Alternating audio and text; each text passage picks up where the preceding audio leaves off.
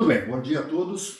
Nós vamos dar continuidade às nossas apresentações da Academia da Pesquisa Clínica do CEPET. E a nossa revisão hoje vai ser sobre os estudos que avaliam testes diagnósticos.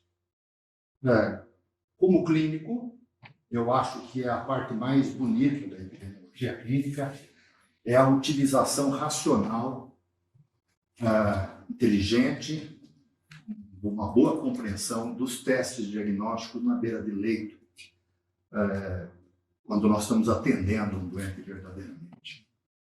A capacidade que um teste diagnóstico tem de alterar a probabilidade pós-teste, de melhorar a decisão diagnóstica, a decisão terapêutica e, consequentemente, o desfecho clínico do doente é fenomenal para quem gosta da prática clínica da beira do leito, de atender o doente, de como levar em consideração as suas hipóteses e de que forma a verossimilhança das hipóteses elas se alteram com os resultados dos testes diagnósticos. Então, um pouquinho dessa revisão vai ser um pouco da abordagem dos delineamentos que se utiliza para poder fazer a avaliação de testes diagnósticos e um pouco da maneira como se interpreta e se utiliza testes diagnósticos na beira do leito para melhorar o desempenho diagnóstico e, consequentemente, o desfecho do doente. Ok, gosto sempre de começar as minhas apresentações mostrando o processo saúde e doença. Então, novamente, nós temos uma situação aqui de suscetibilidade, uma associação de ambiente ou, eventualmente, de um micro-organismo ofensor ou de uma substância tóxica. Isso é um risco do desenvolvimento de uma doença, e a doença possui características clínicas ou subclínicas que podem interferir no seu desfecho. E a função dos estudos clínicos é avaliar a suscetibilidade para o desenvolvimento das doenças, o diagnóstico das doenças para os pacientes que estão expostos a diversos riscos, mas também a maneira como manifestações clínicas de uma doença, algumas características, a presença ou não de alguns biomarcadores pode interferir no desfecho. Quem avalia isso, de que forma nós diagnosticamos as doenças, de que forma características clínicas diagnosticadas podem interferir no desfecho, é uma característica, então, da metodologia que se utiliza de testes diagnósticos para poder avaliar a sua utilidade na beira do leito. E também os estudos de intervenção, mas nesse momento quero posicionar onde é que estão os estudos com testes diagnósticos nesse processo saúde e doença. Muito bem. De uma forma ampla, o estudo de testes diagnósticos ele se refere a qualquer questionamento ou qualquer testagem que visa alterar a probabilidade pré-teste de um diagnóstico. Então, sempre que nós estamos na frente de uma situação clínica, a gente tem uma probabilidade de que aquela situação clínica tenha referência a um diagnóstico. Então, quando eu olho para uma criança e vejo que essa criança tem febre e tem dor de garganta, e tem pontos purulentos na amidalite, a minha probabilidade é de que aquilo seja uma amidalite streptocócica, mesmo que eu não tenha feito nenhum teste diagnóstico. Os testes diagnósticos vão alterar as probabilidades pré-teste, vão se tornar probabilidade pós-teste. Então, os testes diagnósticos têm essa capacidade, né? Elas alteram a probabilidade pré-teste de um diagnóstico clínico que você faz antes de realizar o teste. De uma forma ampla, isso pode ser uma pergunta feita na anamnese, né? Então, quando eu pergunto há quanto tempo aquela criança está doente, e ela me responde que ela está doente há 2 meses, isso altera a probabilidade da amidalite streptocócica. Diminui a probabilidade quando ela diz que ela já está doente há 30 dias. Mas se ela me responde que está doente há 24 horas, que era normal antes, isso aumenta a probabilidade pós-teste, utilizando essa pergunta como se ela fosse um teste. altera a probabilidade pós-teste, aumenta a chance de que aquilo seja mesmo uma amidalite estreptocócica. Se eu tiver um sinal clínico de um gânglio presente, doloroso, na região mandibular, se eu faço um teste de laboratório, isso mostra uma leucocitose. No caso aqui, não uma imagem, mas eventualmente se eu faço um procedimento, por exemplo, uma laringoscopia, e avalio que toda a amígdala está edemaciada, pontos purulentos, eventualmente até com secreção, tudo isso aumenta, são testes que eu faço, não precisa ser um teste de laboratório, mas é qualquer testagem, ela é um teste, ela é um teste diagnóstico que altera a tua probabilidade antes para depois, né? Dependendo da resposta, a tua probabilidade aumentou de ser aquele diagnóstico, ela diminuiu. Na maior parte das vezes, quando a gente vai avaliar testes de diagnóstico, nós estamos falando de testes de laboratório, testes que você pede no laboratório ou no procedimento. Mas é importante para nós que a gente tenha essa noção ampla, né, de que nós fazemos testagem a todo momento, quando nós estamos conversando com alguém, quando nós estamos avaliando uma hipótese, quando nós estamos examinando um doente, quando nós estamos pedindo um teste de laboratório. Né? Então, qualquer coisa pode servir como um teste, alterando a probabilidade pré-teste de uma determinada hipótese, de um determinado diagnóstico. Né? Ou seja, a figurinha é essa. Você tem uma probabilidade pré-teste, à medida que a história clínica vai se desenvolvendo, você realiza um teste e o resultado desse teste aumenta ou diminui a probabilidade pós-teste. E quanto mais útil for o teste diagnóstico, mais ele altera a tua probabilidade pré-teste. Né? Testes diagnósticos que alteram muito pouco, eles são testes inúteis. Né? Você já tinha o diagnóstico pré-teste, aplica um teste e ele não altera a tua probabilidade pós-teste, você gastou dinheiro ou doente em risco, coisa dessa natureza. Então, eles são importantes para a tomada de decisão diagnóstica na beira do leito, portanto, são importantes de serem bem realizados esses testes diagnósticos com resultados que realmente vão lá na frente criar utilidade.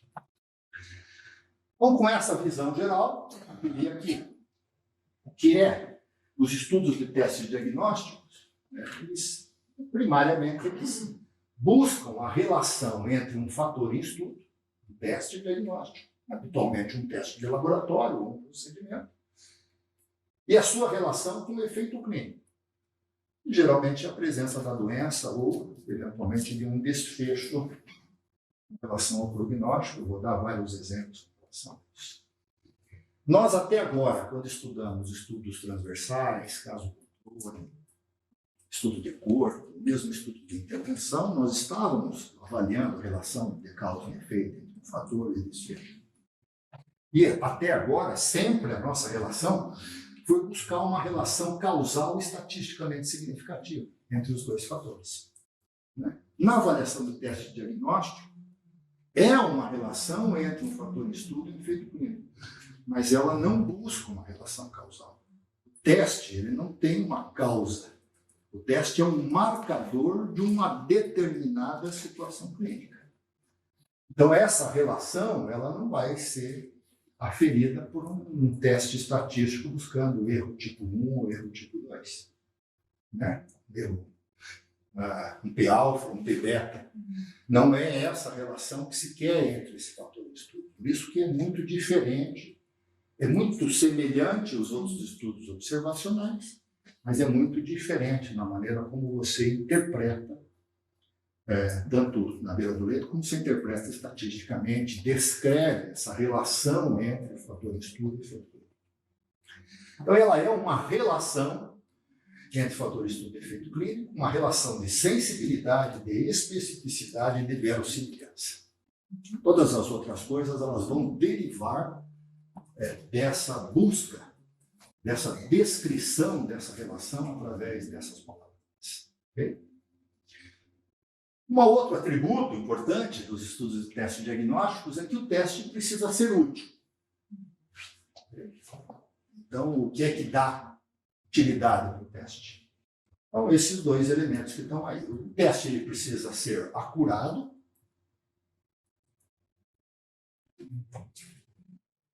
ele precisa ser acurado, ele precisa ser reprodutível, né? No sentido de que eu faço diversas vezes, eu obtenho resultados semelhantes. Não é fácil adquirir reprodutibilidade, principalmente em procedimentos, em avaliações, por exemplo, de imagem, né? O mesmo radiologista pode ver uma determinada imagem em tempos diferentes e interpretar de formas diferentes. Dois radiologistas podem ver a mesma imagem no mesmo tempo e interpretar de forma diferente. É preciso ter critérios bem definidos que o teste possa ser reprodutível. Afinal de contas, quando eu descrevo um resultado, uma outra pessoa que vai ter uma avaliação disso do outro lado do oceano, ele precisa de ter os mesmos resultados. Precisa ser reprodutível. Precisa ser possível de ser feito. Precisa ser seguro. Precisa ter custos aceitáveis. Então, esses atributos são os atributos que todos os testes, na hora que nós vamos avaliar testes diagnósticos, eles precisam de ter. Né? Eventualmente, o que seria assim, o mel na sopa, teste diagnóstico, é quando ele é tudo isso, e o seu resultado ainda interfere de uma forma positiva no desfecho, que é muito difícil de ser feito estudos dessa natureza. A maior parte dos estudos de testes diagnósticos avaliam essa relação de probabilidade pré-teste, se o teste é útil ou não, com relação à acurácia, produtividade, factibilidade, segurança, custos, avaliando a probabilidade pós-teste e facilitando uma boa hipótese diagnóstica. Mas já imaginou se eu tenho um teste que, quando ele dá positivo, eu ainda faço uma terapia, como, por exemplo, um trombolítico, e esse trombolítico diminui a mortalidade? Se o teste é tão bom a ponto de ele identificar rapidamente um doente que tem tromboembolismo do pulmão, e tem uma facilidade de identificar um tromboembolismo do pulmão grave, ele não só ele facilita a decisão diagnóstica, como ele me facilita uma decisão terapêutica. Ele me guia uma decisão terapêutica que tem desfecho clínico favorável. Aí é tudo que se quer. São estudos mais complicados de serem feitos. E, obviamente, que esses estudos de testes diagnósticos que têm a capacidade de mudar desfecho, eles têm acurácia, eles são reprodutíveis, eles são factíveis, eles são seguros, têm custos aceitáveis, né? Porque eles podem ser disseminados por uma grande parte. Então, essas são ideias gerais dos atributos dos testes diagnósticos. No final das contas, para a gente poder fazer aquela avaliação de sensibilidade, especificidade, os testes as relações de verossimilhança, curva ROC, nós vamos precisar de criar a nossa famosa tabelinha das potências. De um modo geral, os testes diagnósticos se iniciam a sua avaliação através do preenchimento da tabelinha 2x2. Bom, nós temos quem tem a doença e os resultados do teste. Quem tem e quem não tem a doença, quem tem o teste positivo e quem tem o teste negativo. E nós vamos construir essa tabelinha. Dessa população elegível, nós vamos tentar identificar nessa população elegível quem tem a doença. Vai ser esses dois grupos aqui, quem tem a doença, quem não tem a doença. Como é que eu sei se o doente tem a doença? Ele não vem com uma bandeirinha dizendo assim, olha, eu tenho infarto agudo do miocárdio, eu tenho tromboembolismo do pulmão. Eu vou ter que fazer um diagnóstico dessa doença. Né? E essa doença vai ter que ser diagnosticada de alguma forma. Eu vou utilizar para poder fazer o diagnóstico dessa doença através de um conjunto de sinais e sintomas que eu vou chamar de padrão ouro. Eu vou mostrar daqui a pouco quais são os atributos necessários para esse padrão ouro. Mas isso já é um problema. Né? De separar quem é doente e quem não é doente, eu vou utilizar, no final das contas, um teste diagnóstico, um conjunto de manifestações clínicas, no final das contas é fazer ou não fazer o diagnóstico. Né? E o resultado do teste positivo ou negativo, ele pode ser tão bom quanto for bom o meu padrão ouro. Se o meu padrão ouro for ruim, o meu teste não vai poder ser melhor do que o meu padrão ouro. Então, é um primeiro entre vários problemas que tem, estudo de teste diagnóstico, né? Você sair de uma população elegível, por exemplo, do embolismo de pulmão, o doente tem agudamente taquicardia, taquipneia, um pouco de dessaturação, uma dor precordial, faço um diagnóstico do embolismo de pulmão. Eu quero saber se edímetro, quero saber se ecografia de membros inferiores, para poder ver se tem trombose venosa profunda, quero saber se angiotomografia, se ela faz o diagnóstico do tromboembolismo de pulmão. Como é que eu faço o diagnóstico do embolismo de pulmão? Não tem um método 100% sensível, 100% específico para fazer o diagnóstico do embolismo de pulmão. Qualquer coisa que eu for comparar com aquilo vai ter alguns problemas.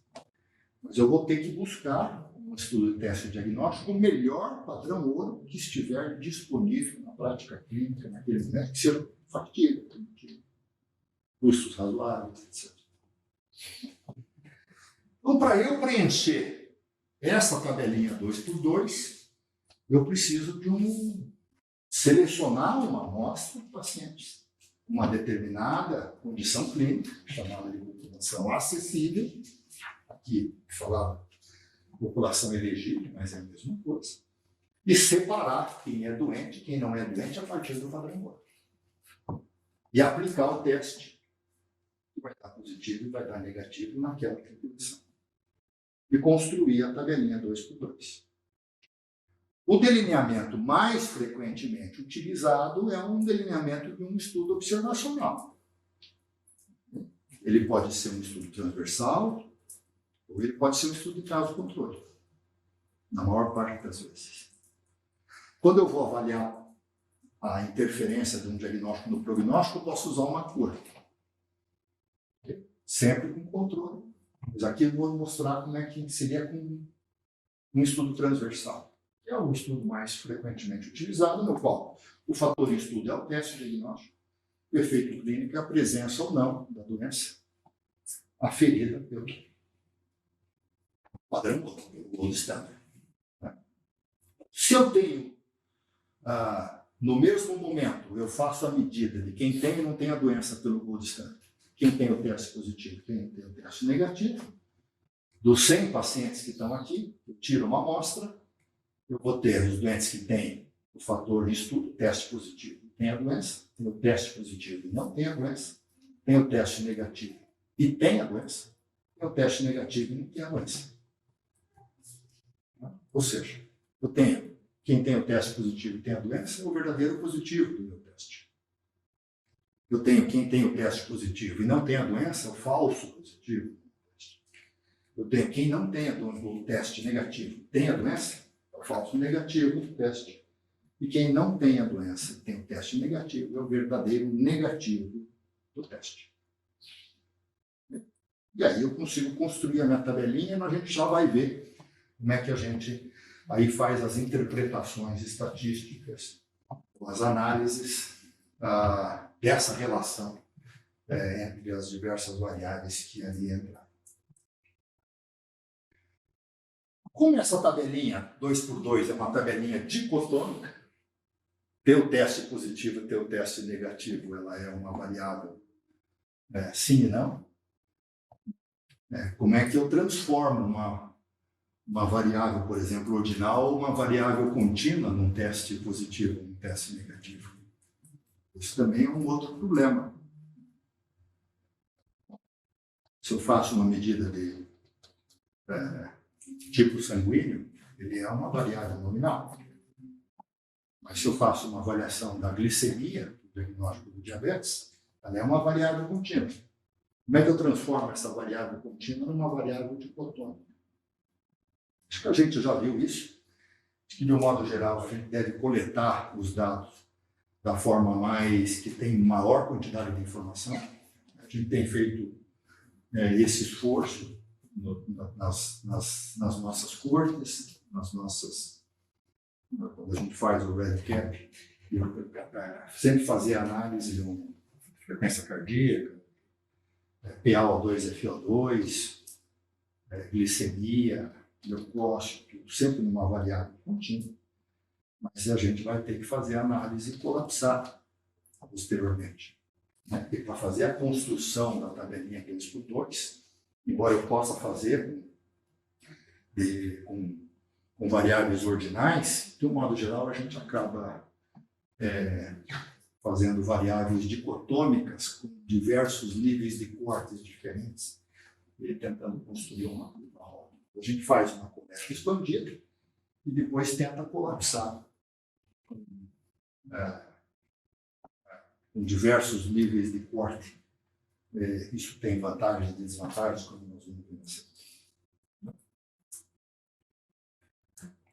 Muito bem, com isso em mente, quais são os problemas que eu posso ter com o padrão ouro? O padrão ouro, o ideal do padrão ouro é aquele teste que tem a maior acurácia. Né? Quando eu falo acurácia em aferição de variáveis, é o quanto próximo eu estou do resultado que é verdadeiro. Né? Preciso quanto menor a variabilidade de um resultado. A acurácia é o quanto mais próximo da verdade você estiver dentro do resultado de um teste. Você medir várias vezes, ele pode ser preciso, ele está sempre dando aquele peso. Né? Eu peso 88 quilos, e se eu entrar numa balança, pesar 10 vezes, ela vai dar 88. Mas se eu pesar 88 e ela me der 86, ela está me enganando. E ela está sendo pouco acurada. Para um teste diagnóstico, o quanto mais acurado ele é, a acurácia é uma relação de sensibilidade e especificidade. Então, quanto maior a sensibilidade, maior a especificidade, mais acurado é o teste. Mais acurado, mais próximo do padrão ouro ele está. Então, na hora que você vai fazer uma avaliação do diagnóstico do tromboembolismo do pulmão com outro teste, eu preciso de um teste padrão ouro que seja altamente sensível, que seja altamente específico, para ser um bom teste padrão para eu poder comparar. Ele pode ser um teste único, Angiotom, por exemplo, ou um conjunto de testes e dados clínicos. As doenças reumáticas, por exemplo, elas são desprovidas de testes diagnósticos simples. As características clínicas, por exemplo, de uma artrite reumatoide, de um lúpus, geralmente é uma escala, né, de diversas manifestações clínicas que se pontua, e a partir de uma determinada pontuação, aquele doente possivelmente tem lúpus. O paciente geralmente tem lúpus. Não é um conjunto de dados clínicos. Infarto agudo do miocárdio também, você não pode ter só o eletro, ter só a enzima. Você tem que ter uma história clínica também de dor torácica. É dor torácica, eletrocardiograma e enzima. Cansado de ver pacientes que têm enzimas aumentadas dentro da UTI que não têm infarto. Eles não têm a história clínica da dor torácica aguda, né, sem outras manifestações clínicas com troponina elevada. Então, o padrão ouro precisa ser muito bem definido, porque é o padrão ouro que vai definir naquela população elegível quem tem e quem não tem a doença. Se o padrão ouro não for bom, você vai mal definir a tua população, porque o teste sendo avaliado, comparado com o padrão ouro, não vai ser bom. Muitas vezes o padrão ouro ele é caro e invasivo, ou seja, às vezes você tem que fazer biópsia, por exemplo, para tumor, você tem que eventualmente esperar um determinado tempo para poder ver se aquele nódulo que foi de 6 meses ele não virou tumor.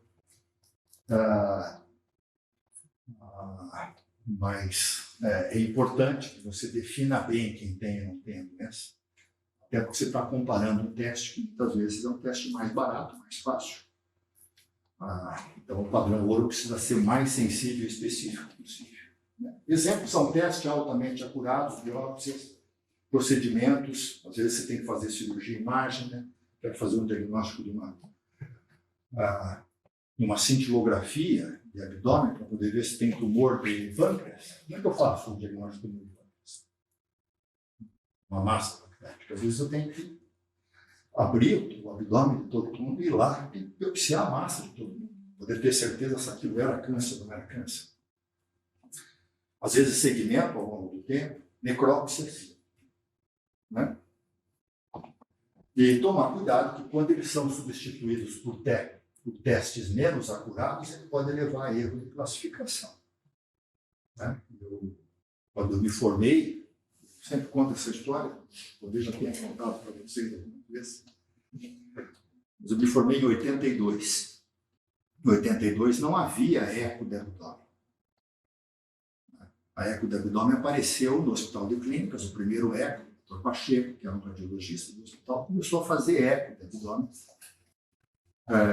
com um aparelho que tinha chegado no Hospital de Clínicas naquela época, 83, 84, e começou a fazer eco para poder avaliar se os pacientes tinham cálculo na vesícula. E comparava isso com um policistograma oral. O policistograma oral eram uns comprimidos que você tomava de noite, e no dia seguinte você fazia um raio-x de parte superior do abdômen e olhava se a vesícula estava contrastada ou não. Vocês não sabem o que é um policistograma oral, porque desapareceu. Mas ele era 60% sensível, 60% específico. Tinha muito policistograma oral falso positivo ou falso negativo. Quando o Dr. Pacheco começou a avaliar se tinha cálculo na vesícula ou não, e ele achava que tinha um cálculo, mas o policistograma oral dava positivo, que significava que não tinha cálculo no policistograma, ele interpretava o exame dele como sendo um falso positivo. Quando, na verdade, o policistograma tinha sido um falso negativo, porque o padrão ouro era ruim. Se você parte de um padrão ouro ruim, os teus testes certos serão interpretados como errados. E a tua referência é o padrão ouro, não tem outra referência. Precisa tomar muito cuidado com o padrão ouro. Né? Como a ciência ela vai crescendo por aproximações sucessivas, então se imaginou lá no passado que a eco era ruim para o diagnóstico do cálculo na vesícula, mas alguns tempo depois se começou a perceber que quando a eco mostrava que tinha cálculo e o policistograma mostrava que não tinha, esse doente 3 meses depois fazia uma policistite aguda. Então a eco já tinha mostrado o cálculo. Esse o policistograma oral era um falso negativo. Na verdade, tinha festa. Né? Claro que ao longo do tempo as coisas vão se acertando. Ok? Então precisa tomar cuidado. Nós estamos comparando não com a doença propriamente dita, nós estamos comparando com o padrão ouro. Ok?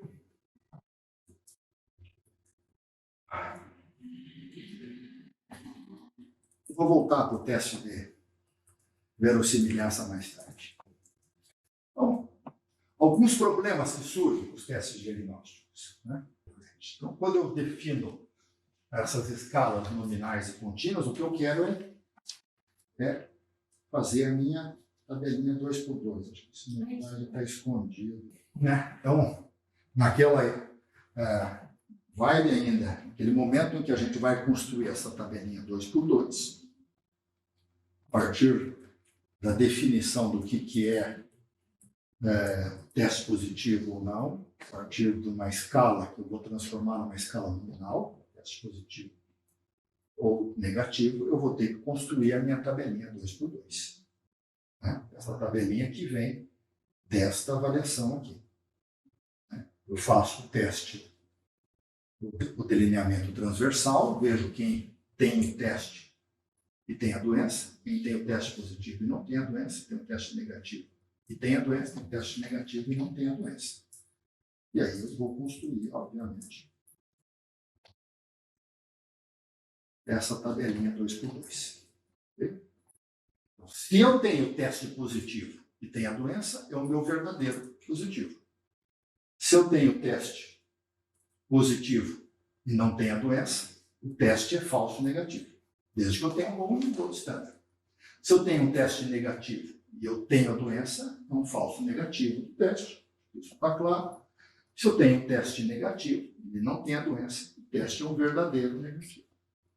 Bom, com isso eu construo, a partir de números aqui, eu coloco, aplicando o meu delineamento transversal, e eu vou avaliar os atributos desse teste, não através de uma relação causal, buscando significância estatística.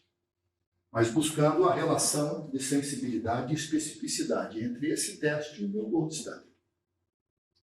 O primeiro atributo é a sensibilidade. A sensibilidade, por definição, é o número de vezes que um teste dá positivo em quem tem a doença. Ok? Então, se é o número de vezes que o teste dá positivo em quem tem a doença, onde é que está o teste positivo? Está aqui. Essas duas. Quem que tem a doença? Esses dois. É o teste positivo em quem tem a doença. É o A dividido pelo A mais C. Então, esse número de vezes que eu tenho um verdadeiro positivo em todo mundo que tem a doença. O sonho seria ter 100 vezes em que eu tenho a doença, 100 vezes o teste da positivo. Então, o teste é 100% sensível. Se ele dá 90 vezes, ele dá positivo em 100, eu tenho um teste que é 90% de sensibilidade. Se eu tenho um teste que é altamente sensível, ele é útil quando ele vem positivo?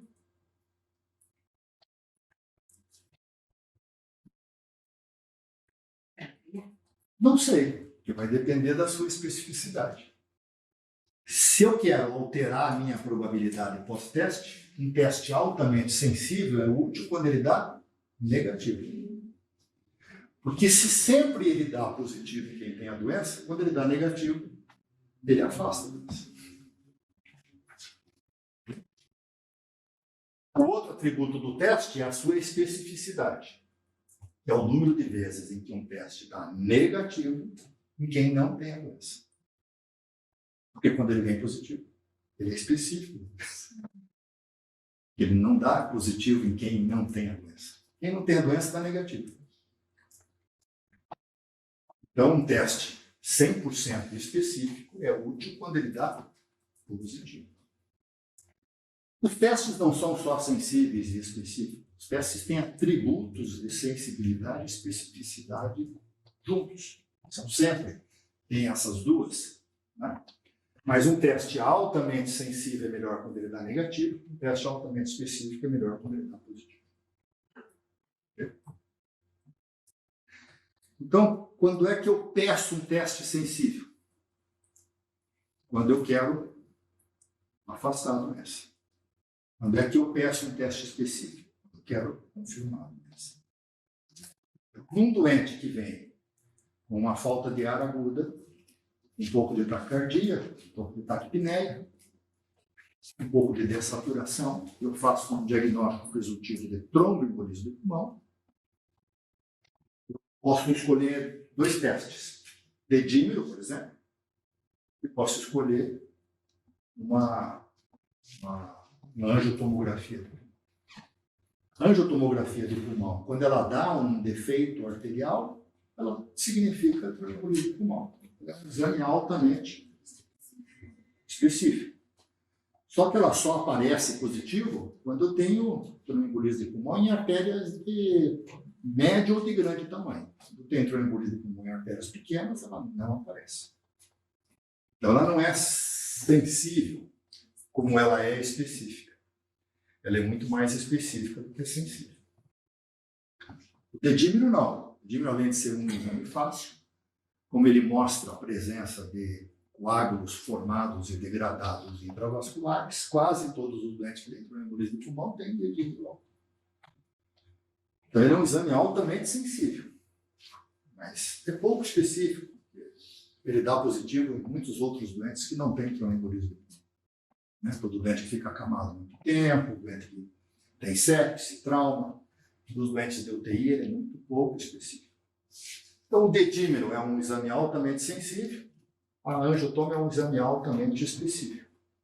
Como é que eu me comporto na prática clínica na hora de pedir o exame? Se a probabilidade pré-teste for baixa, eu peço um teste altamente sensível.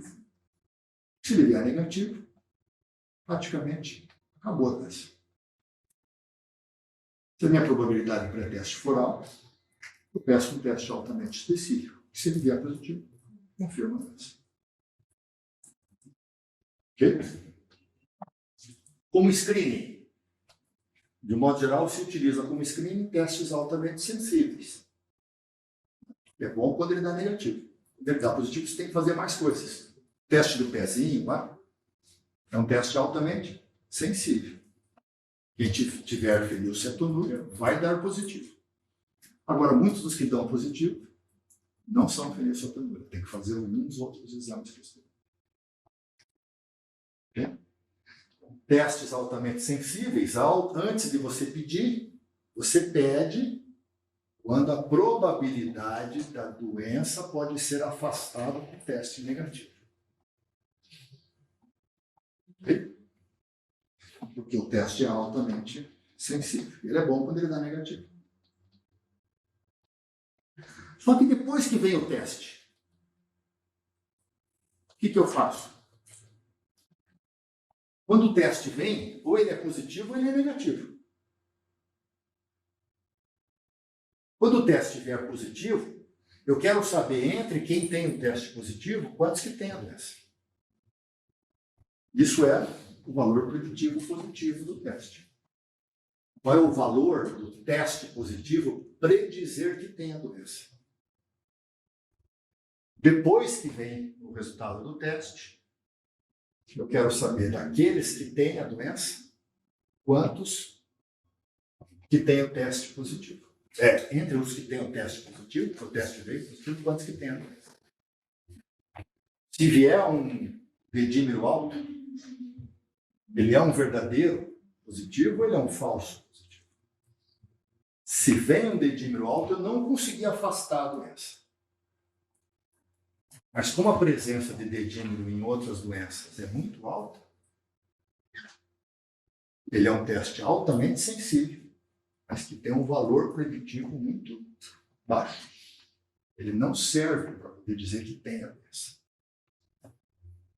Isso é um teste que é ruim quando ele vem positivo. Ele não te ajuda. Ele te ajuda quando ele vem negativo. Ok? E quando o teste vem negativo? Eu preciso saber o valor preditivo negativo do teste. Quanto que esse valor negativo prediz que o doente não tem a doença. Então, entre quem tem o teste negativo, quantos que têm a doença? Que não tem a doença. Quantos que não têm a doença dividido por todos os que têm o teste negativo. É o valor preditivo negativo do teste. Então, se eu faço um dedímero, o dedímero vem negativo, qual é a chance dele ser falso, dele ser verdadeiro negativo? Vai depender de quanto falso negativo ele tiver. Se ele é altamente sensível, ele quase não tem falso negativo. Então ele tem um valor preditivo negativo muito alto. O que significa que quando ele vem negativo, não tem probabilidade. Alguns problemas que a gente tem com testes diagnósticos. Bom, alguns problemas comparar doente com não doente e o espectro de pacientes, fase, gravidade, etc. Então, esse talvez seja assim os principais problemas de se avaliar estudos com testes diagnósticos. Porque quando eu vou fazer um estudo com teste diagnóstico, eu quero saber se o meu teste ele é bom ou não. Eu começo aplicando esse teste num grupo de doentes em que eu claramente sei quem tem a doença e quem não tem a doença. Ou seja, claramente, eu tenho uma definição clara de quem é doente e de quem não é doente. Né? Vamos imaginar um câncer de pâncreas, que é uma doença relativamente difícil de se fazer diagnóstico. Se de repente eu tenho um marcador sério, um peptídeo sério, que pode estar relacionado com o câncer de pâncreas, como é que eu começo a fazer esses estudos? Eu vou aplicar esses estudos numa população que tem uma massa intraabdominal e que eu tenho certeza que tem câncer de pâncreas comparo com quem não tem câncer. E vejo se ele dá positivo ou se ele dá negativo. Nessas situações em que eu claramente tenho uma definição de quem tem a doença e quem não tem a doença, de um modo geral, qualquer teste clínico vai ter uma alta acurácia, uma alta sensibilidade, uma alta especificidade, porque a doença está bem desenvolvida, né? E os doentes claramente têm e não têm a doença. Acontece isso muito com lúpus, por exemplo. Quero fazer um teste novo para lúpus. Eu pego mulheres que têm lúpus, claro, que tem 7, 8 critérios para lúpus. E comparo com quem tem uma doença reumática que claramente não é lúpus. Essas pacientes que claramente têm lúpus, de modo geral, têm autoanticorpos muito mais bem definidos do que aquelas que não têm lúpus.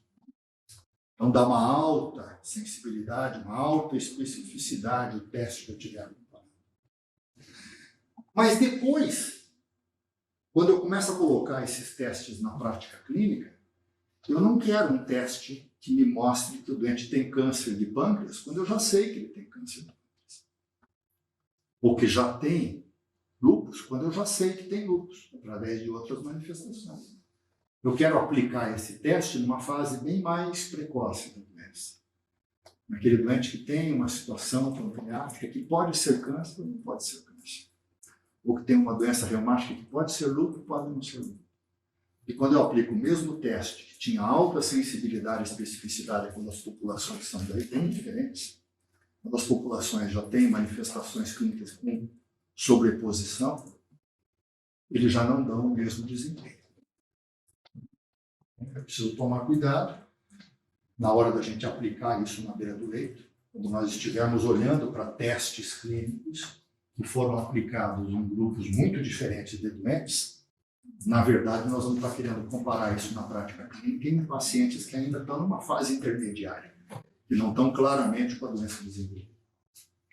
Então, nessa situação, os testes, de um modo geral, têm desempenho de sensibilidade e especificidade e, consequentemente, valores preditivos, quando está positivo e negativo, muito mais baixos do que aqueles que foram descritos originalmente. O segundo problema é o espectro do doente. Em que fase ele está da doença para poder fazer aquele teste? Né? Nós lidamos com essa situação o tempo todo. Por exemplo, qual é a sensibilidade e especificidade da tomografia para o diagnóstico do AVM? Nas primeiras 6 horas, não mostra nada. Entre 6 e 18 horas, pode mostrar alguma coisa. Depois de 24 horas, a maior parte vai mostrar alguma coisa. Então, a sensibilidade e especificidade da tomografia para o diagnóstico do AVR isquêmico depende da fase que você estiver investigando. Como é que eu vou avaliar a troponina no infarto agudo do miocárdio? A troponina, ela leva mais ou menos 40, 60 minutos para poder começar a subir, faz o seu pico mais ou menos em 2 horas, e ainda fica 6 horas, 8 horas, 12 horas. Então, dependendo do momento em que eu faço a medida dessa troponina, ela pode dar mais positivo, pode dar mais negativo. Sensibilidade, especificidade, depende muito do espectro e da gravidade da doença. Okay? Não é fácil fazer teste de diagnóstico, não. É bem complicado. Também a interpretação, né? É como incorporar isso na prática clínica, principalmente os valores preditivos.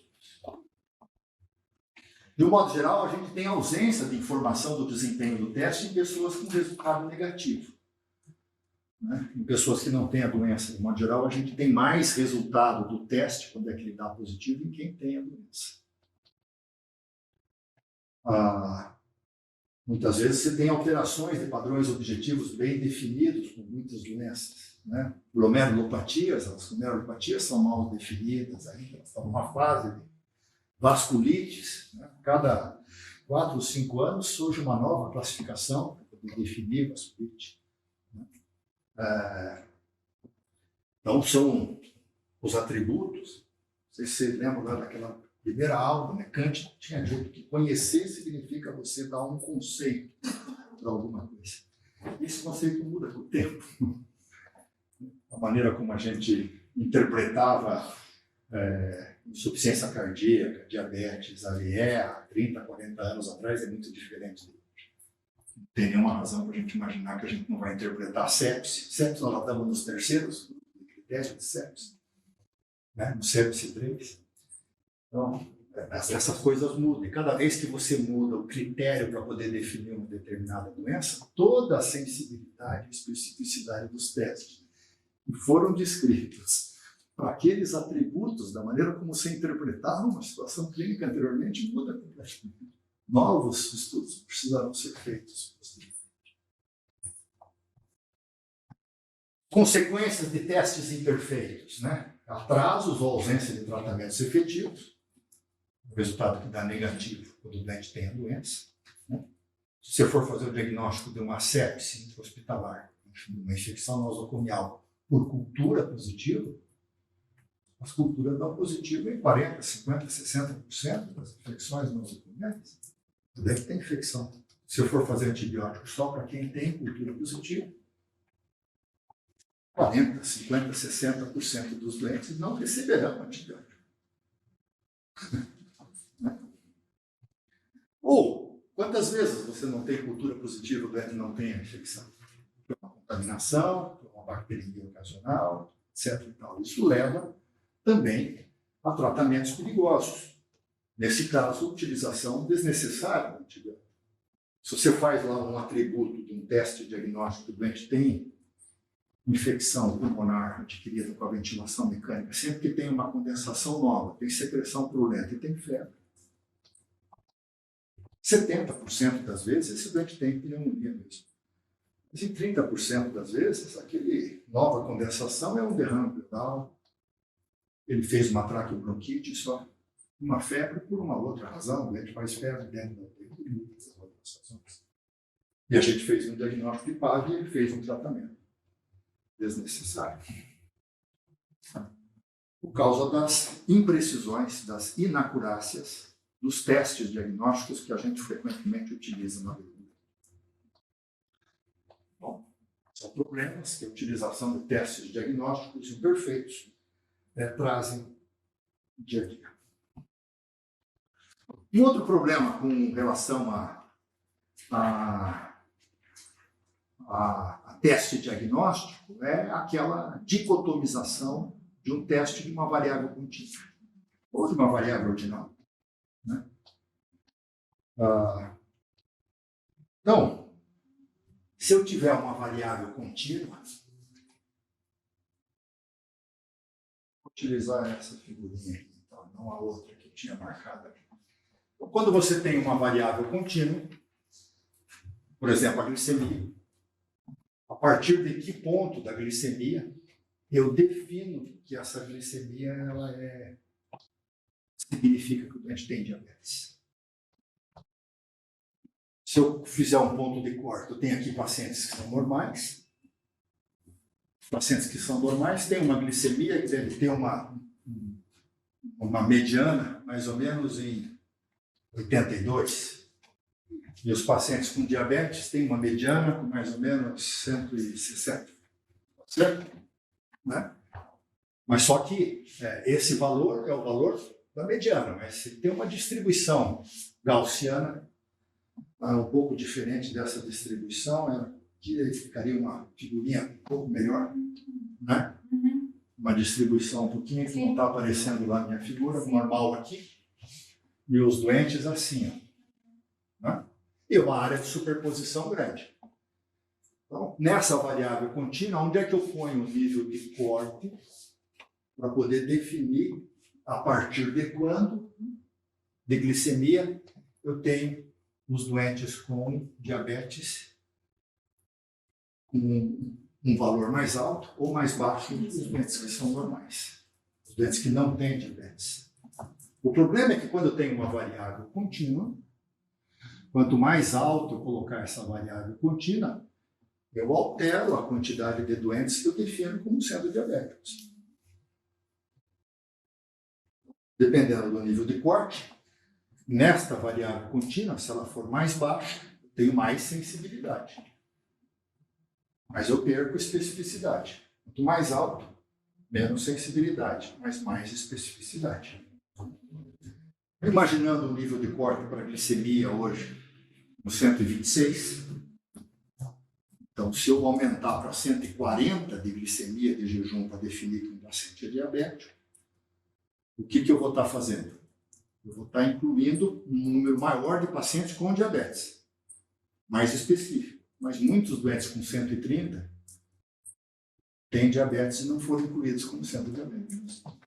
Então, eu perdi sensibilidade, mas ganhei especificidade, aumentando o ponto de corte. Se eu diminuir o ponto de corte, eu ponho um número maior de doentes, ou quase que a totalidade de doentes que têm diabetes. Afinal de contas, a curva é assim, né? Um pouquinho aqui que tem diabetes, mas que tem glicemia de jejum baixa. Se eu diminuo o ponto de corte, eu aumento a sensibilidade. Quase que todo mundo que tem diabetes foram incluídos. Mas diminui demais a especificidade. Tem muito doente ali que não tem diabetes. Então é um perde e ganha. Quando você vai transformar uma variável contínua numa variável dicotômica, você precisa de trabalhar em ponto de corte que tenha a melhor relação entre sensibilidade e especificidade. Porque é sempre um perde-ganha. E aí, então, eu posso, para poder me ajudar a definir qual é o melhor ponto de corte, fazer uma curva ROC. Né? Uma curva ROC. Uma curva... vamos utilizar esse daqui mesmo. Então, eu posso construir a partir desse ponto de corte, aumentando o ponto de corte e melhorando a minha especificidade, mas perdendo sensibilidade, ou diminuindo o ponto de corte, aumentando a minha sensibilidade, mas diminuindo a especificidade, eu posso construir uma curva ROC. Né? Prefiro descrever a curva ROC pelos dois gráficos de cima, no qual eu ploto diversos pontozinhos com sensibilidade e especificidade diferentes. Aqui no eixo Y, eu coloco a minha sensibilidade, variando de 0 a 1. E aqui no eixo Y, eu coloco a especificidade aqui em cima, variando de 0 a 100%. E a sensibilidade de 0 a 100%. Okay? E aqui embaixo é o oposto. 1 menos a especificidade, então cresce de 0 até 100. Mas é melhor raciocinar 0 a 100 aqui e 0 a 100 aqui em cima para a especificidade. Então, para cada pontozinho do meu ponto de corte que eu tiver na minha faixa da minha variável contínua, para cada valorzinho eu tenho uma sensibilidade e tenho uma especificidade. Eu vou plotando a minha sensibilidade e especificidade aqui, construindo uma curva que tem essas diversas formas. Bom, uma variável inútil é uma variável que, para cada ponto de sensibilidade que eu ganho, eu perco em especificidade no mesmo lugar. Então, é mais ou menos como jogar uma moedinha para cima. Bons testes é aqueles em que eu tenho, pelo valor de um teste, uma alta sensibilidade e uma alta especificidade. Com isso eu consigo definir aqui o melhor ponto de corte. É aquele que me dá a maior relação entre sensibilidade e especificidade. De um modo geral, o melhor ponto de corte de uma variável contínua é aquele pontinho que está mais próximo do quadrante superior esquerdo. Porque ele está mais próximo do 100% da sensibilidade, mais próximo do 100% da especificidade. Essa curva aqui, então, quanto mais abaulada, mais próxima do quadrante superior esquerdo, mais útil ela é. Melhor desempenho do teste. E, consequentemente, maior a área que ela tem embaixo da curva.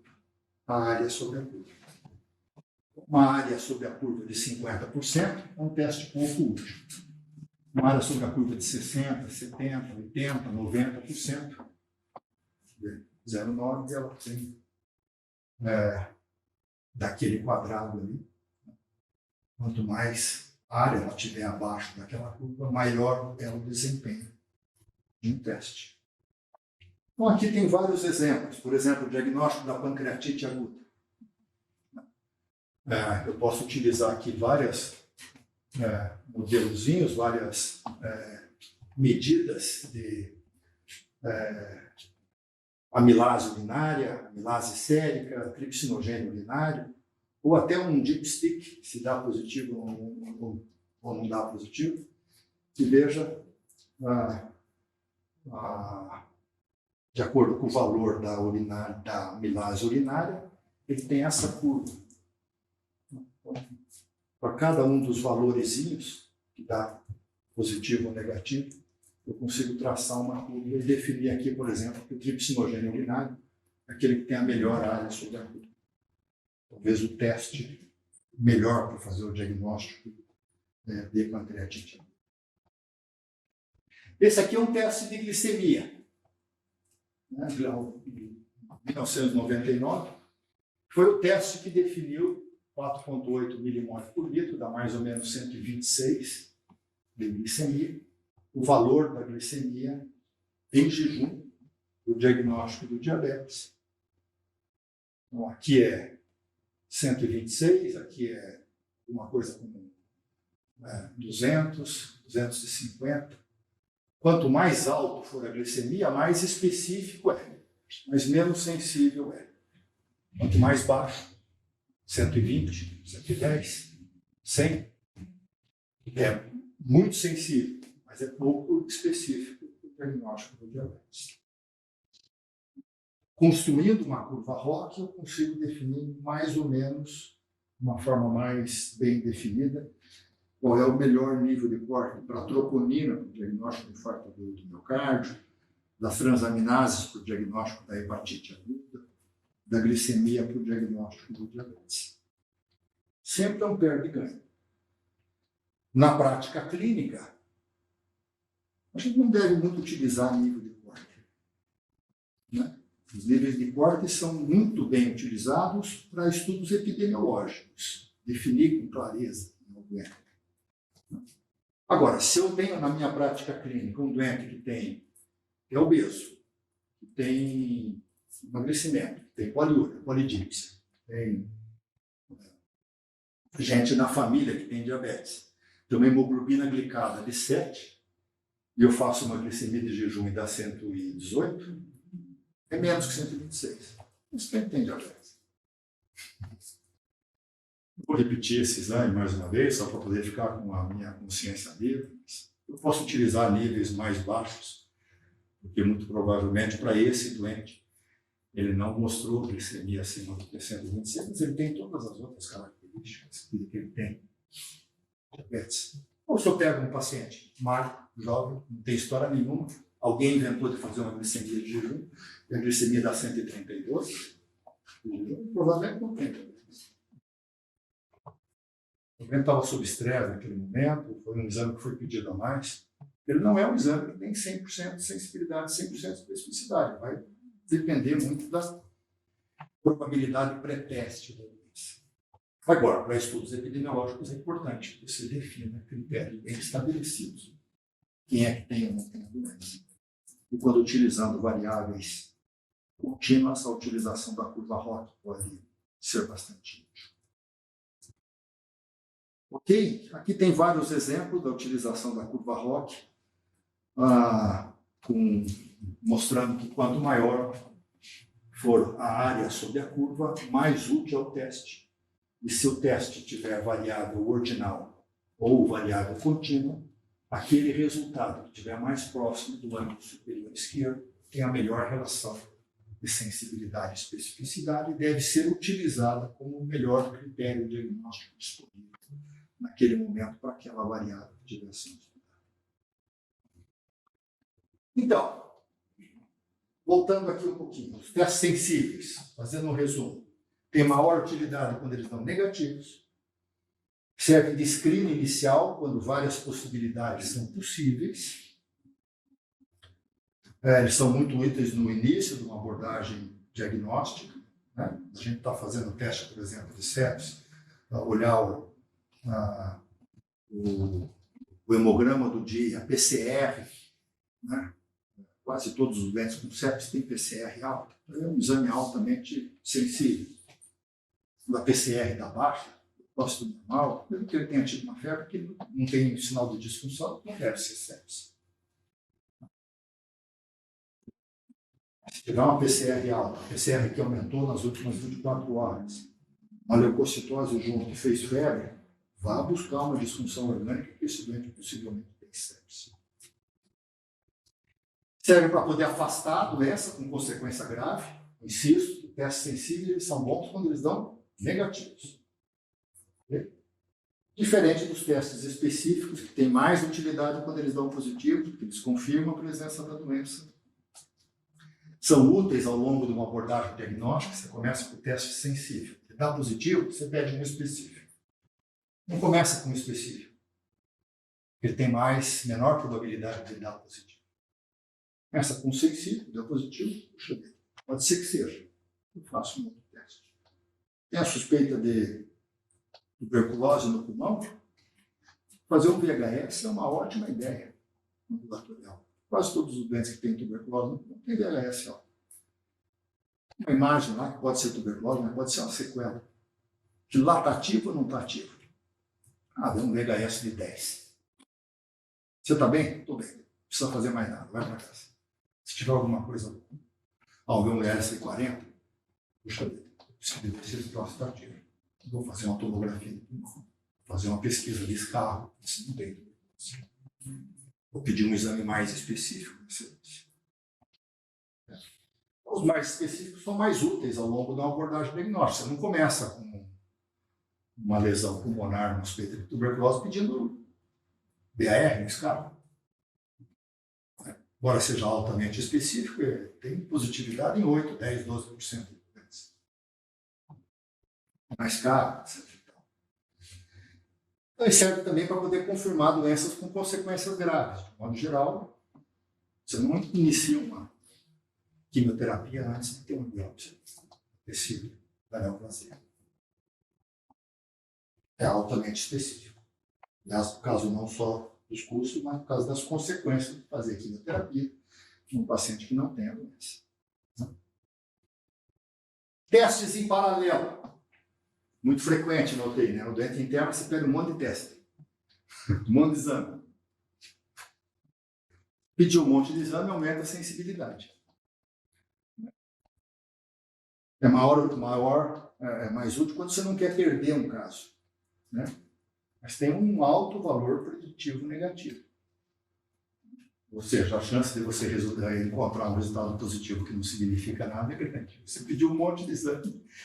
Como os testes eles são, de um modo geral, pouco específicos, tem testes que dão negativos, que são falsos negativos ou que são falsos positivos. O teu valor preditivo negativo é muito alto. E testes em série. Testes em série aumentam a especificidade. Eu colho alguns exames, se vier positivo, eu colho uma segunda bateria de exame. Se essa segunda bateria de exame também der positivo depois da primeira, eu aumentei bastante a chance de que ele realmente tenha aquela doença. A maior utilidade é quando não existe um teste altamente específico para uma doença. Não tem um teste altamente específico para a doença, você vai pedindo testes em série. Você vai diminuindo a quantidade de doenças, mas aumentando naquele grupo de doenças que estão sendo submetidos ao novo teste, doenças que realmente têm uma alta probabilidade para teste, para poder ter a doença. E aí, consequentemente, quando vem um teste positivo, geralmente significa que tem a doença. Então, vamos ter aqui um alto valor preditivo ou negativo, quando ele já é suportado por outros testes. Alguma coisa sobre o valor preditivo do teste? A sensibilidade e especificidade são importantes quando se decide usar o teste, que é a probabilidade pré-teste, mas após o resultado ser conhecido, o importante é saber se o paciente tem ou não tem a doença. Por causa disso, é importante nos estudos que eventualmente fizermos de teste diagnóstico, a gente descrever sensibilidade e especificidade, mas inferir as probabilidades pré-teste da doença. Né? Não é a probabilidade da doença ter ou não ter a doença após o resultado do teste ser conhecido, as probabilidades pós-testes. A gente vê muitos estudos com sensibilidade e especificidade, mas poucos estudos que avaliam o valor preditivo do teste. Então, a sensibilidade e a especificidade do teste são muito úteis antes de você pedir o teste. Mas o que altera mesmo a probabilidade pós-teste são os valores preditivos, positivos e negativos da doença, como a gente mostrou naquele slide lá atrás. Isso melhora significativamente a decisão diagnóstica posteriormente. Vocês vejam aqui como testes positivos e negativos, dependendo se o teste é altamente sensível específico, pouco sensível específico, como o resultado do teste, sendo positivo ou sendo negativo, como eles alteram de forma significativa a probabilidade do teste. É claro que os testes que têm melhor desempenho, maior sensibilidade e especificidade, você ganha, né, de forma significativa no seu desempenho diagnóstico desses doentes. O caminho final de utilizar esses resultados de testes é você fazer uma tomada de decisão por limiar. Como os testes não são 100% sensíveis, 100% específicos, sempre há um grau de incerteza na prática clínica quando você tem resultados no teste. E a questão é, você continua avaliando hipóteses diagnósticas ou inicia o tratamento? De um modo geral, você não inicia o tratamento quando a probabilidade pré-teste for baixa e a situação não exigir uma atuação imediata. Você inicia o tratamento quando a probabilidade pré-teste for alta, antes do resultado do teste, e testa quando a probabilidade do teste for intermediária. Então, a grande utilidade dos testes, como eles não têm sensibilidade e especificidades absolutas, é quando ele tem probabilidade de pré-testes intermediárias. Você não precisa testar quando a probabilidade de pré-teste for pequena, se a consequência da doença for baixa. E testar quando a probabilidade for muito alta, de um modo geral, você vai iniciar o tratamento antes. Quando a gente tem um doente que tem uma alta suspeita de ter um embolismo pulmonar dentro da UTI, a gente inicia parando e vai pedir a ecografia de membros inferiores, pedir a angiografia, o doente já equalizado. Você descalona posteriormente. A grande mudança mesmo faz quando você tem uma probabilidade de pré-teste intermediária. E aqui, ó, a probabilidade de pré-teste é muito baixa, geralmente não precisa testar. Quando é muito alta, você já inicia o tratamento. E quando ela é intermediária, você testa. E é na probabilidade intermediária que você tem uma grande chance de resultado positivo, de aumentar a possibilidade do pré-teste ou diminuir o teste negativo. Tá? Isso nada mais é do que a regrinha de Bayes, né? O teorema de Bayes, tá? Aplicada na beira do leito, na avaliação do teste diagnóstico, alterando as probabilidades dos testes. Ambos os lineares diminuem se o benefício do tratamento aumenta e o risco diminui, não sendo necessária maior certeza da doença para poder iniciar o tratamento. Okay? Não preciso de cultura, por exemplo, de amígdala para poder iniciar uma penicilina para um doente com suspeita de amidalite estreptocócica.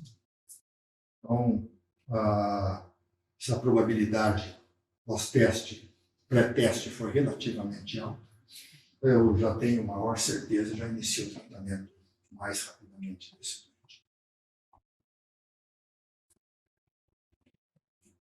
Ambos os lineares aumentam. Se o benefício do tratamento diminui, o risco aumenta. Se o risco do tratamento for muito alto, então eu tenho uma chance maior de poder fazer o teste. O teste vai ser mais útil, porque eu só vou iniciar o tratamento se realmente tiver o resultado do teste positivo, porque o risco de fazer é alto. sendo necessária maior evidência da doença para poder testar o tratar. E à medida que o risco do teste diminui e a sua sensibilidade e especificidades aumentam, a região para testar também se alarga, porque os dois limiares se afastam. Então, o teste é fácil de fazer. A sensibilidade e a especificidade aumentam, porque eu vou fazer isso de uma forma mais solta e, consequentemente, aquela minha área vai se alargar, porque eu vou testar tudo que é barato de poder fazer. O teste pode me ajudar significativamente. Mas se o risco do teste é grande e a sensibilidade e a especificidade for pequena, o teste não vai me alterar quase que nada. Né? Então a região se estreita, pode até desaparecer. Eu já nem peço o teste. Eu tenho que tomar uma decisão mesmo baseada nas minhas avaliações pré-teste. Por último, a decisão diagnóstica que você vai fazer posteriormente. Você precisa de uma validação diagnóstica que resulte num diagnóstico simples, capaz de explicar as principais manifestações clínicas do doente, parcimônia e adequação, é coerente com as relações causais e fisiopatológicas, altamente provável sem nenhuma manifestação clínica presente inconsistente. Eu tenho manifestações clínicas, tenho os resultados dos exames que são altamente consistentes e que permitem diagnósticos e decisões terapêuticas e prognósticas possam ser implementadas. Tudo isso dá uma boa sustentação na minha hipótese diagnóstica e é assim que eu devo utilizar os meus testes clínicos na beira do leito para poder criar coerência e buscar relações causais e fisiopatológicas que expliquem as manifestações clínicas. Lembrar que o diagnóstico clínico é um processo imperfeito, mas que se eu usar esses critérios de sensibilidade, especificidade, valor preditivo, usar isso com mais inteligência e vou ter um desempenho melhor na beira do leito. Era isso que eu tinha para apresentar para vocês. Fico à disposição para perguntas e comentários.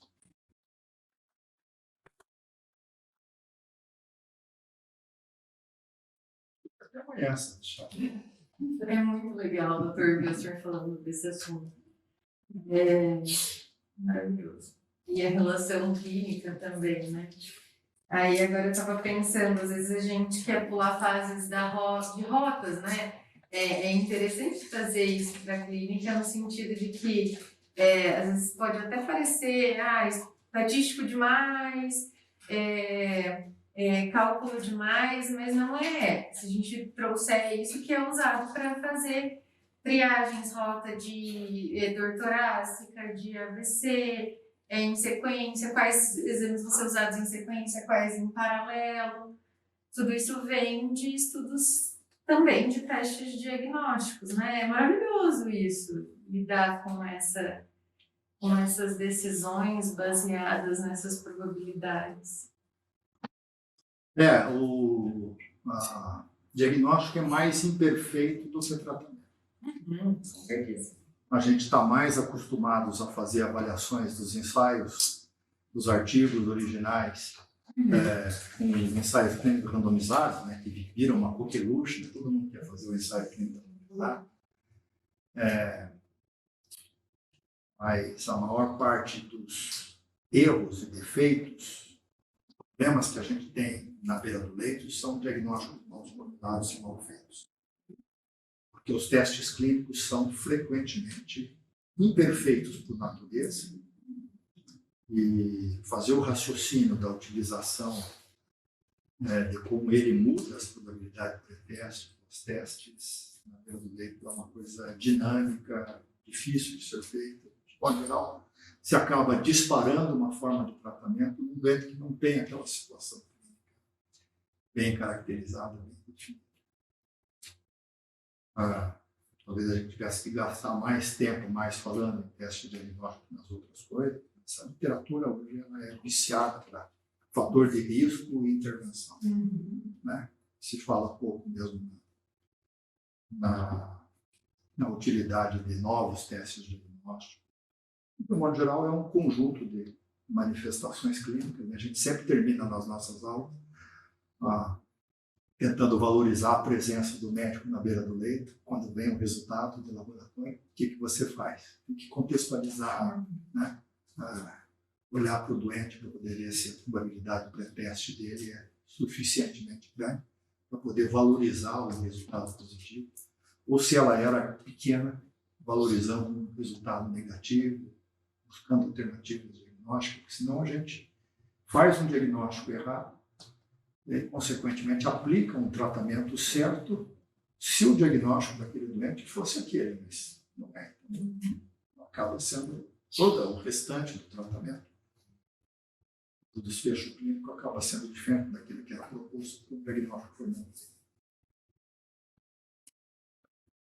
Acho que essa aula tinha que ser introduzida a todos que começassem a trabalhar no plantão lá pela primeira vez, ou pela segunda vez, seja, posso supor, no TI, porque determina, abre a mente de que para que eu vou fazer o risco desses exames inteiros, se eu posso fazer de 2x só e ter um melhor diagnóstico, um melhor teste diagnóstico.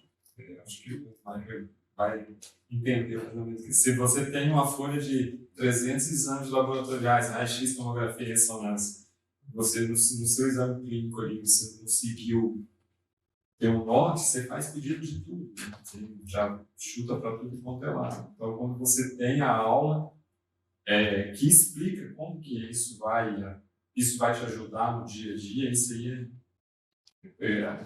principalmente quando você olha lá com o olho do gestor que precisa de reduzir custo com testes sem necessidade. Para que você pediu uma tomografia se o cara torceu o pé e está com dor de cabeça? Então, são coisas que levam a esse pensamento, assim, sabe? De você determinar e ajudar o teste específico mais na conta clínica, porque o exame clínico ele já te determinou um destino, né? Ele só vai ter as condições. É uma aula assim, que enche os olhos de ouvir e entender lá na ponta, na beira do leito mesmo, como essa repercussão que isso traz posteriormente. Isso, a repercussão do estudo. Pensando dessa forma, acho que a preguiça de fazer a probabilidade pré-teste faz com que você peça já um monte de exame e depois não veja o resultado dos exames. Aí o que for mais coincidir mais com aquilo que eu estou pensando, resolve e o resto fica para lá. Então, acho que se você fizer uma boa avaliação clínica do doente, fizer boas probabilidades pré-teste, você vai precisar de poucos exames para poder alterar de forma significativa o diagnóstico clínico. E acaba que a probabilidade pré-teste, ela também tem uma razão de sensibilidade, de especificidade, de acordo com tudo, porque ela também é um Ela é diagnóstico. baseada em vários textinhos que você fez, né? A história clínica. É só fazer uma história clínica mal feita que você tem uma probabilidade pré-teste mal construída. Exatamente. E acho que todo mundo viu na pele isso, né? Até a questão do artigo que a gente está escrevendo, né? Agora, no Covid, todo mundo teve que exercer um pouquinho essa questão do cálculo da probabilidade pré-teste. Toda hora que o senhor estava falando, eu estava lembrando das nossas questões das triagens, de fazer as cortes de pacientes com história clínica, tomo, não tomo, identificar a probabilidade de ser Covid ou não pela tomo, o padrão ouro ser a RT-PCR, que nem sempre é sensível específica, mas tudo isso é muito lindo, né? É muito, muito legal poder... Eu vou mandar um artigo para vocês, aqui no site da pesquisa, se vocês tiverem um tempinho, vocês dão uma olhadinha. Quer falar alguma coisa? Então, eu estava assim, o senhor estava fazendo essa aula aí, eu estava assim, pensando por dentro. Eu sou formado desde 2010 e eu me lembro um pouco da estatística, era quando eu estava em formação ainda, lá no segundo ano de medicina, eu acho que foi em 2006, sei lá, 2005. Até lá nunca mais. Quando foi isso, mano? 2005, eu acho que foi essa aula de estatística, mais ou menos. Uhum. E depois nunca mais, mas foi em 2010 e realmente nunca mais. Porque em Cuba não temos esse hábito, você trabalha, A lei é não uma sei, coisa né? muito forte, então é uma coisa que a gente bate muito com isso. Quando eu ia trabalhar aqui no Brasil, especificamente quando eu comecei a ciência, foi ter um curso onde tinha um pouco nessa parte. E também o curso, pesquisa que o senhor faz e tal, ele esclarece muita coisa, mas ainda assim, a gente sentado aqui vendo essa sala, vendo quanta coisa ele vai aprender. E se eu falar um pouco ainda dessa simplicidade, sensibilidade do exame e tal, eu vi o Ender agora ali falando, o médico, o professor, às vezes ele fuge muito da UTI. Às vezes a gente tem paciente mesmo, tipo, que interna por uma causa, tem durante o internamento uma queixa de espinéia e já na hora, angiotomografia. A gente vai para lá e fala, negativo. Eu poderia ter pedido talvez um dedinho, e esse dedinho tivesse afastado, é altamente sensível, quando é negativo para não ser TEP. Então, eu somente um paciente, um exame que eu realmente não precisava, como, tipo, contraste, muita coisa que não precisava. Então, pensando que como que a gente coloca isso diariamente na prática clínica, e assim, como é bom pôr em prática tudo isso diariamente, a gente vai ser vendo que termina passando por cima de tudo isso. E como a gente deveria se chamar, né, a tentar seguir certamente como isso é uma coisa, está feito, está demonstrado que tem exame que são altamente sensível, altamente específico. Então, não precisa todo aquele combo assim de vez e não é específico mesmo ali, ou aquele que você vai descartar e fala, é positivo, então você descarta isso, não tem que pedir outra coisa. E é realmente muito bom, sabe? Eu, particularmente, é a minha última semana da pesquisa e realmente essa aula que a gente está vendo, desde o começo do mês ali, cada terça-feira, são extremamente importante, muito bom. Eu estou agora bem empolgado com o trabalho que a gente está fazendo aqui, revisando cada fluxo, vindo, né? E prestei bastante atenção naquela aula anterior de corte histórico e tal, que a gente pretende fazer, né? E quanto importante é saber toda essa coisa para não cometer erro assim futuramente. E é isso, realmente uma aula muito boa. Acho que você tem uma dinâmica de aula que é realmente um pouco, porque não é só aquela teoria ali, é a teoria como é que você, de qual exame, de que grupo de paciente bom fazer. E isso realmente chega um momento que você se concentra naquilo ali e nada que tem ao redor você concentra, porque é uma coisa que está atrás. Acho muito legal. Eu concordo muito com ele. Os exemplos, assim, esclarecem demais. Exatamente. E eu, assim, com essa aula, eu consegui ver muito mais o lado do médico, assim, como que é difícil fazer um diagnóstico, né? Acho que eu não tinha bem claro na minha cabeça. Que é realmente, né, um conjunto de fatores que você usa para tomar a decisão diagnóstica, que não é fácil, né? Achei bem interessante. E nunca está certo. Sempre tem uma incerteza construída. Saber lidar com essa incerteza é um dos desafios assim psicológicos, né, inicialmente, da atividade médica. Segundo,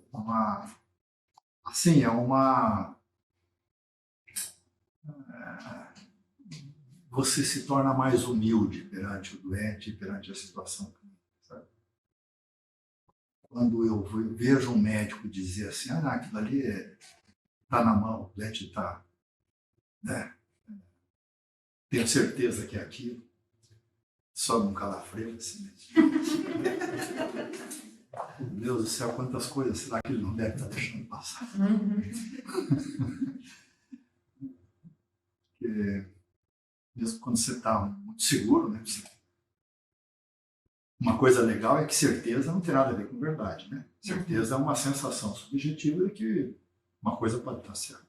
É uma questão de fé, não é uma questão de ciência. Mas aqui a gente lida com um grau de incerteza muito grande. Eu acho legal essa história da gente estar todos os dias repensando os diagnósticos clínicos, né?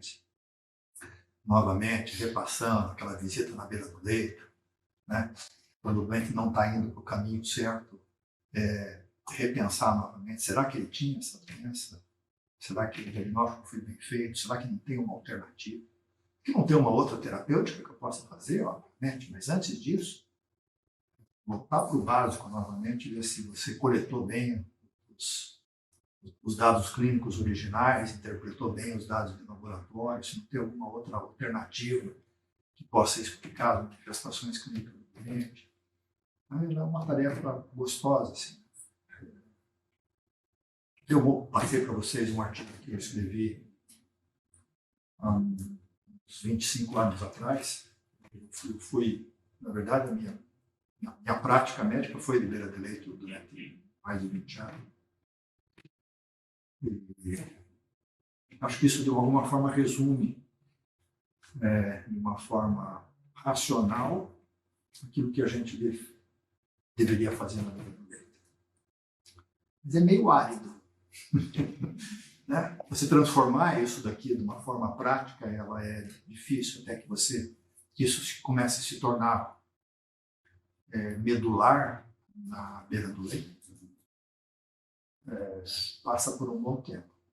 Mas o mais importante é você ter humildade perante o outro. Né? Nunca esteja com a certeza de que você está na frente de um diagnóstico, porque os diagnósticos nunca são confirmados, eles são corroborados. Então, Bom, senhor. vou dar estatística, ele anotou um monte de coisa. Não, eu vim só, eu anotei o teorema de Bayes para lembrar um pouco, né? Isso faz bastante parte da gente. Mas de tudo isso que eu pensei, eu concordo com o que o Pedro falou, mas eu acho que a gente tem que espalhar isso para toda a comunidade, né? Porque olha tudo que o médico faz, ele calcula a mobilidade, ele vê tanta coisa, para daí a sua tia no dia do domingo fala assim, nossa, dor de cabeça é enxaqueca. Faz o exame de sangue, faz uma... Shortcuts, o nome disso. Chama atalhos, né? Enfim, se a gente for fazer o raciocínio em todos os doentes, do começo ao fim, é um método chamado Bacamarte, assim, que ele é ineficiente. Então, na medida que você vai se tornando prático, você vai utilizando alguns estereótipos para poder fazer o diagnóstico rápido. E aí é o caminho mais fácil para incluir em erro, tá? Acabar em erro. Você faz atalhos na tua cabeça, né? 90% das vezes vai ser enxaqueca. Exato. Não, mas tem inúmeras outras coisas, né? Uma discussão de churrasco de domingo, você já discute a medicina inteira com calma. E aí eu lembrei também da parte da infância, quando o doutor perguntou sobre a de garganta, né? O médico faz a pergunta para a criança, mas geralmente eu acho que quem responde é a mãe. A mãe fala os sintomas da criança, o médico olha e fala, agora eu tenho que fazer outro exame, né? Porque eu acho que isso não vai dar certo. Então aí já começam outras coisas. E essa é uma aula muito legal, muito reflexiva também, para a gente, por causa desse critério que eu utilizei agora, para repensar. Né? E às vezes a gente mesmo comete esse erro, fala assim, não, isso daí é tal coisa, toma remédio para tomar, tal. E daí depois que a gente pode pensar, pô, que diferença legal que eu fiz com o BN1, pensando no que eu tive para falar para a pessoa. Né? Então, várias vezes, muito reflexivo para nós. Uma coisa? Não, doutor, obrigada. Então, assim, eu estava pensando aqui agora, aquela aula do senhor é fantástica, no deleite. Mas esse momento aqui que a gente discute, porque às vezes fica uma coisa ou outra, uma perguntinha no ar, e nesse momento que cada um fala alguma coisa, assim, pelo menos para mim, vem muitas respostas, muitos esclarecimentos. Isso aqui é incrível esse momento que a gente tem para poder discutir essas coisas. Muito bacana. Obrigado pela atenção, valeu.